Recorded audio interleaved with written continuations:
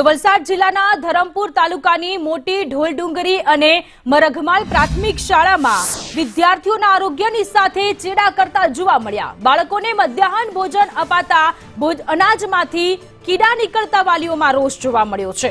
ધરમપુર તાલુકા પંચાયતના અપક્ષ સભ્ય કલ્પેશ પટેલ દ્વારા ચકાસણી કરવામાં આવતા સરકાર દ્વારા જે અનાજનો જથ્થો આપવામાં આવ્યો છે એ અનાજના જથ્થામાંથી કીડા નીકળ્યા છે, જીવાત નીકળી છે, જેને લઈને કલ્પેશ પટેલે બાળકોના સ્વાસ્થ્યને લઈને ધ્યાન દોર્યું છે અને અનાજ બદલી આપવાની માંગ કરી છે। સડેલા ચણા જોયા પછી કલ્પેશભાઈને ફરિયાદ કરી, કલ્પેશભાઈ આગળ કાર્યવાહી કરી। નાયબ મામલતદાર અત્યારે હવે જોયું છે। હવે એ બીજું તો કંઈ થાય નહીં એમ કે અત્યારે જે છે હાલમાં એ રાખો એમ।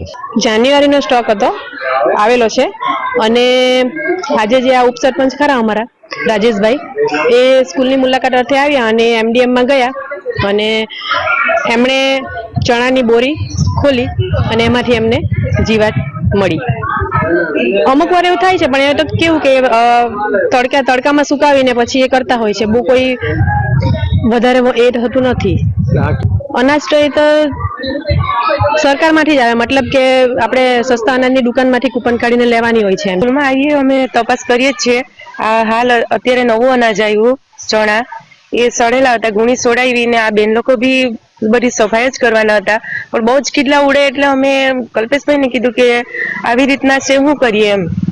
કંટ્રોલમાં જાણ કરી પણ એ લોકોએ કીધું કે ડાયરેક્ટ થી આવે એટલે અમે શું કરી શકીએ। મેં આવીને સ્થળ પર જોયું તો ખરેખર ચણામાં કીડા માલુમ પડે છે। હવે અમે રિપોર્ટ કરીએ છીએ અત્યારે અને ચણા રિપ્લેસ કરવા માટે લખાણ કરીએ છીએ। આ ચણા જે બગડેલા આવેલા છે એ રિપ્લેસ થશે।